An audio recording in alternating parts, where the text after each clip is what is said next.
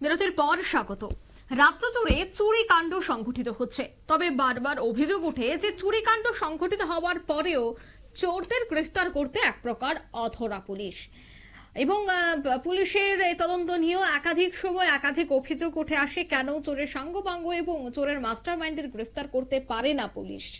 তবে ইচ্ছে করলেই যে পুলিশ সবকিছুই করতে পারে, তাই যেন একটা উদাহরণ আজ উঠে এসেছে বা উদাহরণ দিয়েছে এনসিসি থানার পুলিশ। কারণ চুরি যাওয়া মাল সহ 6 জন চোরকে গ্রেফতার করেছে থানার পুলিশ।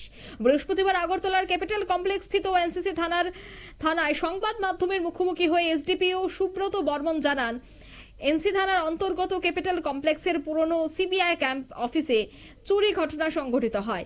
এই বিষয়ে সিবিআই অফিসের ইন্সপেক্টর এনসিসি থানায় 11 ফেব্রুয়ারি মামলা করেন। মামলাটি নিয়ে একটি টিম গঠন করে তদন্তও শুরু হয়। থানার ওসি এবং অভয়নগর ফাঁড়ির ওসি জয়নাল হোসেন তদন্তে নেমে প্রথমেই শ্যামলী বাজার এলাকা থেকে তাদেরকে গ্রেফতার করে। কি বলছেন পুলিশ আধিকারিকরা, শোনাচ্ছি। পুলিশ স্টেশন আছেন তো গত 11 তারিখ ফেব্রুয়ারি 2025 আমাদের কাছে একটা কমপ্লেন আসে ইন্সপেক্টর অনুরাগ সিবিআই আগরতলা ইউনিট, যে ওনাদের একটা সিবিআই ক্যাম্প অফিস যেটা শ্যামলীবাজার কোয়ার্টার কমপ্লেক্সে অবস্থিত। তো ওই অফিসটাতে ওদের কিছু ইউটেন্সিলস মানে স্টিল আলমিরা, অফিসে ব্যবহৃত কিছু চেয়ার টেবিল ছিল এবং দরজা জানালা সেগুলো কে বা কাহারা ভেঙে নিয়ে গেছে।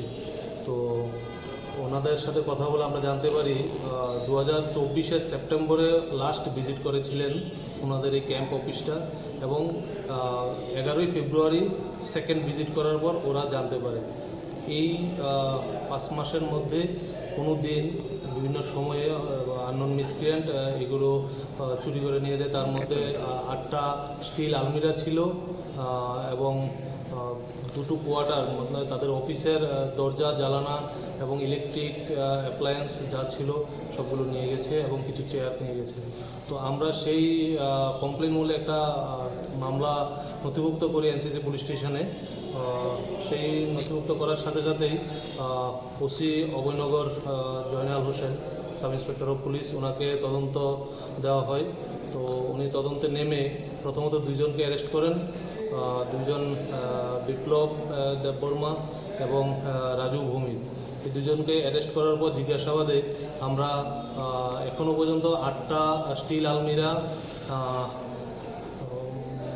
7টা দরজা কাঠের দরজা এবং উইন্ডো 4টা, গিজার 1টা, চেয়ার 4টা আমরা রিকভারি করতে সক্ষম হয়েছি।